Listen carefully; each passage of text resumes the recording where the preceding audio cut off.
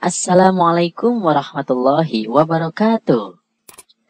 Baik, Bapak Ibu Guru PAI yang saya hormati, kali ini kita akan melanjutkan pembahasan tentang kisi-kisi dari pretest PPG PAI tahun 2022. Di soal nomor 11, di sini indikatornya adalah disajikan deskripsi konseptual tentang bunga bank dari berbagai pendapat para ahli atau ulama fikih.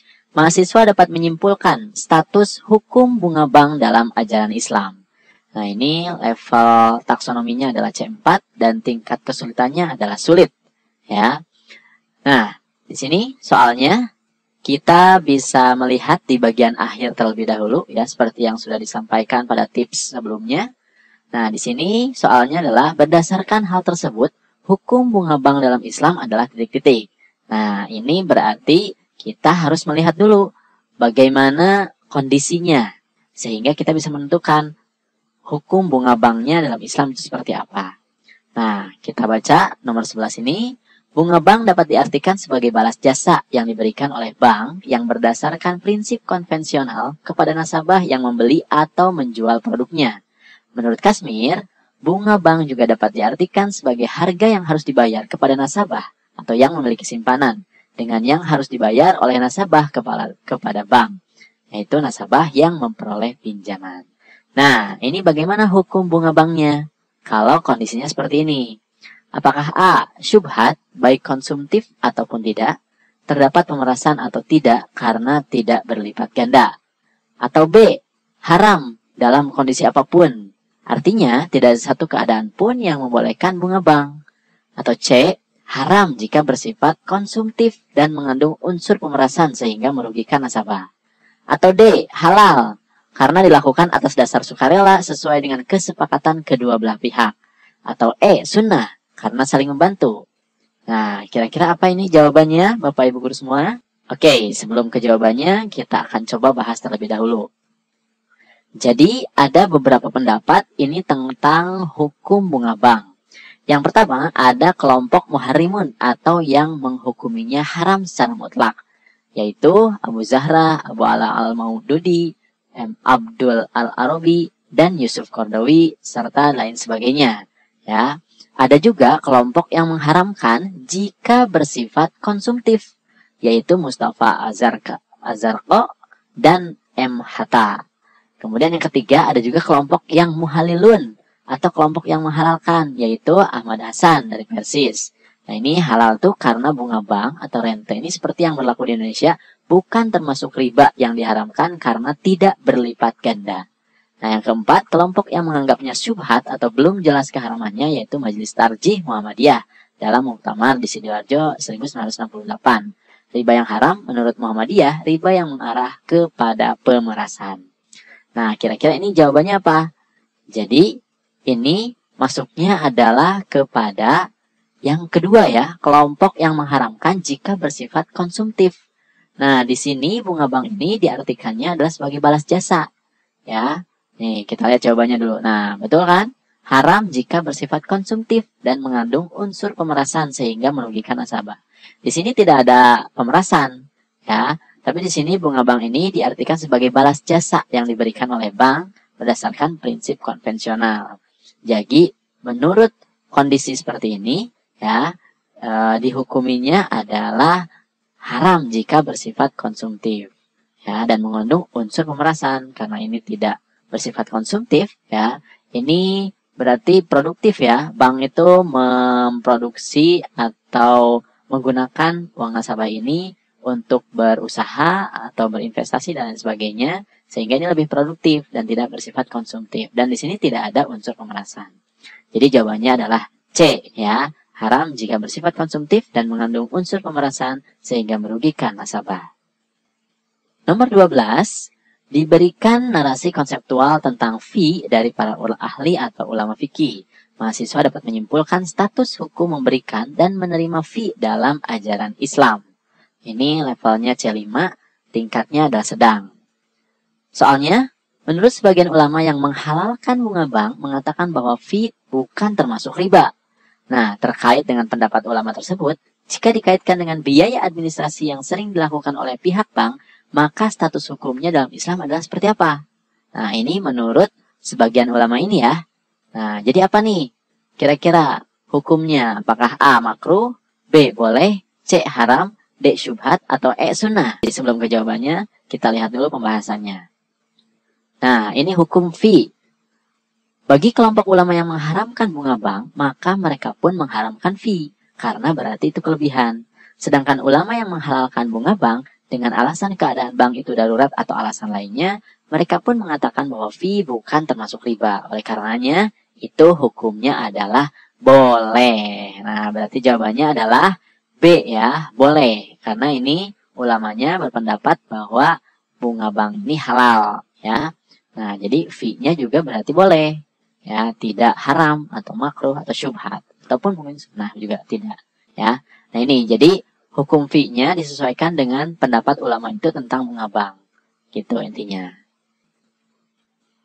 Indikator nomor 13 diberikan narasi konseptual konsep tentang pemerintahan dalam Islam menurut para ahli atau ulama fikih. Mahasiswa dapat menyimpulkan tentang konsep dan kedudukan pemerintahan dalam ajaran Islam. Nah, ini ya tentang konsep dan kedudukan pemerintahan dalam ajaran Islam. Levelnya C4, tingkatnya adalah sedang. Ke pertanyaannya ya, supaya tidak berlama-lama dulu. Di bawah ini yang bukan termasuk dasar-dasar yang dimiliki pemerintah dalam Islam. Nah, ini kan tidak berhubungan dengan ceritanya ya. Jadi sebenarnya kita tidak perlu lagi membaca teks ini, yang atas ini. Karena pertanyaannya adalah langsung menuju ke pilihan jawabannya. Di sini yang ditanyakan adalah yang bukan termasuk dasar-dasar yang dimiliki pemerintah dalam Islam. Yang pertama, apakah A. keadilan yang bersifat menyeluruh kepada rakyat, atau B. sifat jujur, ikhlas, serta bertanggung jawab, atau C. tauhid yang mengandung arti taat kepada Allah dan Rasul-Nya, atau D. keadilan yang bersifat sepihak kepada rakyat tertentu, atau E. adanya kedaulatan rakyat. Nah, kira-kira yang mana nih? Bapak Ibu semuanya yang bukan termasuk dasar-dasar dari pemerintahan dalam Islam. Nah, kita coba lihat pembahasannya terlebih dahulu. Di sini, menurut Abu A'la Al-Maududi, terdapat 3 tujuan utama pemerintahan dalam Islam. Ini dasarnya ya, yaitu pertama, menegakkan keadilan dalam kehidupan manusia dan menghentikan kezaliman serta menghancurkan kesewenang-wenangan.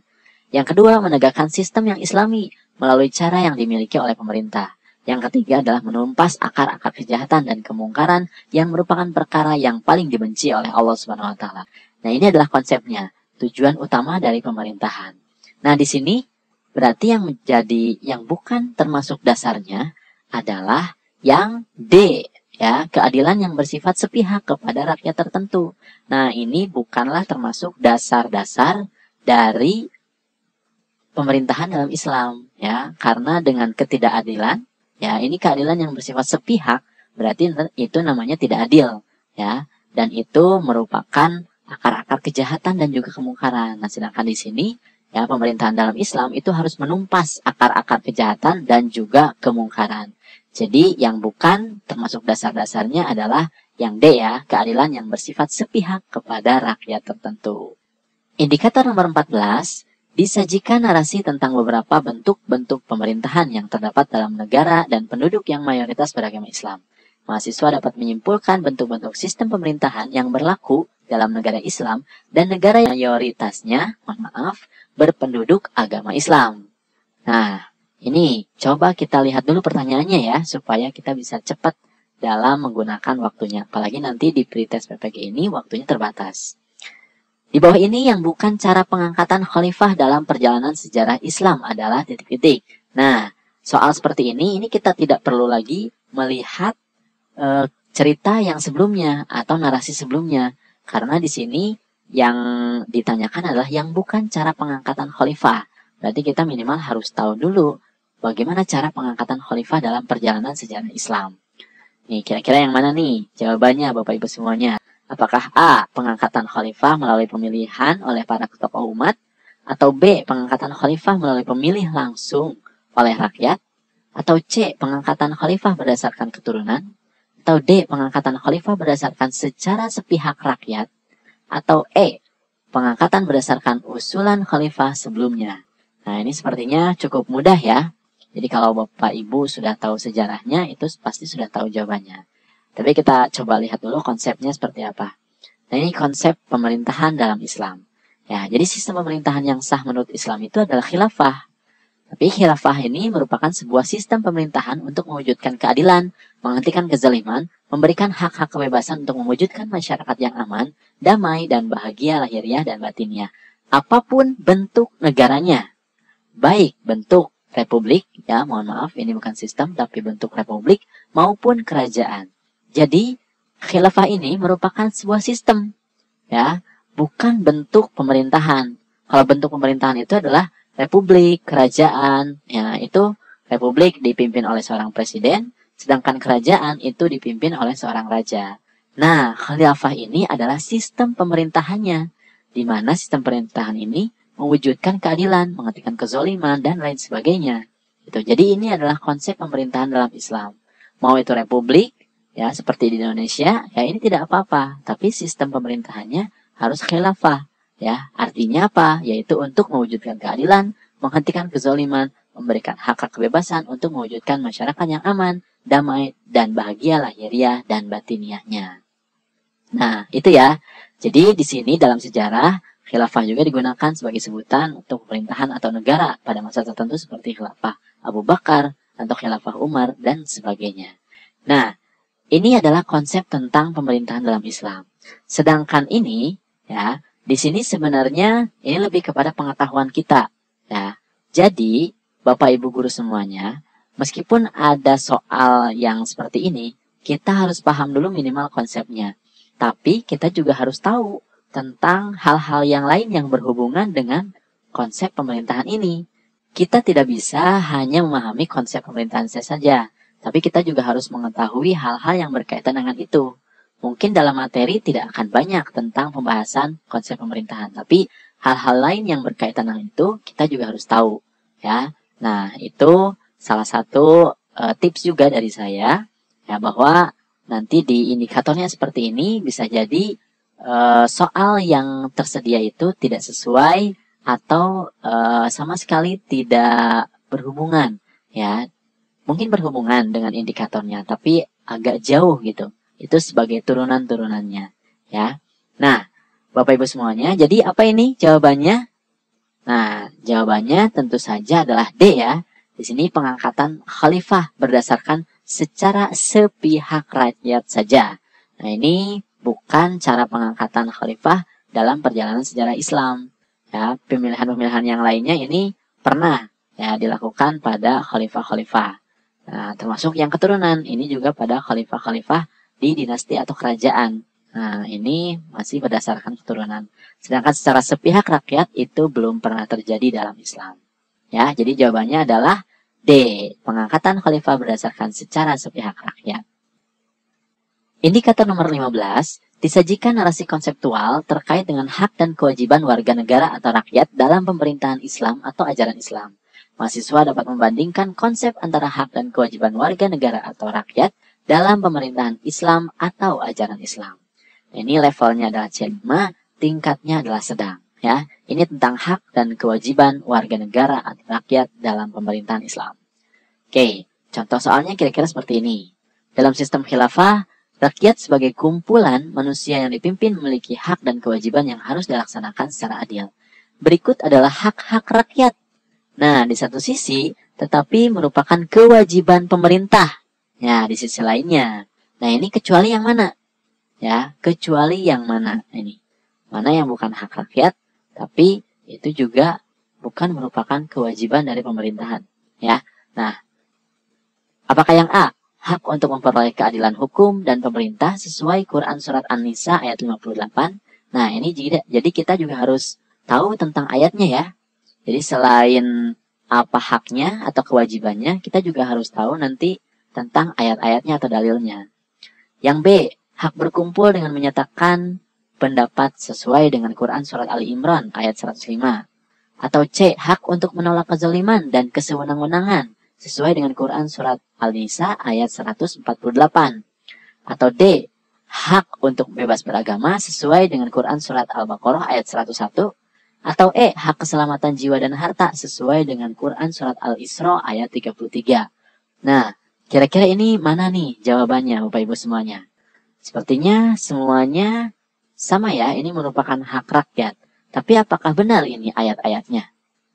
Nah, sekarang kita akan coba bahas terlebih dahulu ya. Oke, nah Bapak Ibu Guru semuanya, jadi ini adalah hak dan kewajiban rakyat dalam pemerintahan Islam. Hak rakyat atau kewajiban pemerintahan itu adalah hak keselamatan jiwa dan harta. Ini sesuai dengan Quran Al-Isra ayat 33 dan Al-Baqarah ayat 188. Kemudian hak untuk memperoleh keadilan, hukum, dan pemerataan. Ini surat An-Nisa ayat 58. Kemudian hak untuk menolak kezaliman dan kesewenang-wenangan, An-Nisa ayat 148. Kemudian hak berkumpul dan menyatakan pendapat, ini di Quran Surat Ali Imran ayat 105. Kemudian hak untuk bebas beragama, Quran Surat Al-Baqarah ayat 256. Dan hak untuk mendapatkan bantuan materi bagi rakyat yang lemah, di Quran Surat 51 ayat 19. Nah, ini tadi yang ditanyakan adalah hak rakyat dan kewajiban pemerintah. Nah, jadi apa yang berbedanya? Nah, coba lihat di sini, ya, ada keterangan. Surat Al-Baqarah ayat 101 menyatakan bahwa orang-orang yang diberi kitab atau Taurat melemparkan kitab Allah itu ke belakang punggung, seakan-akan mereka tidak mengetahui. Nah, tadi di pilihannya ada surat Al-Baqarah ayat 101. Nah, masih ingat Bapak Ibu yang mana? Ya, jadi ini yang salah ya. Yang bukan adalah yang ini. Pilihannya adalah yang D. Hak untuk bebas beragama sesuai dengan Quran Surat Al-Baqarah ayat 101. Nah, hak untuk bebas beragamanya mungkin benar. Ya, ini merupakan hak rakyat dan kewajiban pemerintah. Di sini ada hak untuk bebas beragama. Tapi di sini dasarnya adalah Quran Surat Al-Baqarah ayat 256. Sedangkan di sini di pilihan yang tadi itu Surat Al-Baqarah ayat 101. Ya, jadi berbeda ya hak untuk bebas beragamanya. Kalau landasannya adalah Surat Al-Baqarah ayat 101, ini tentu jelas salah.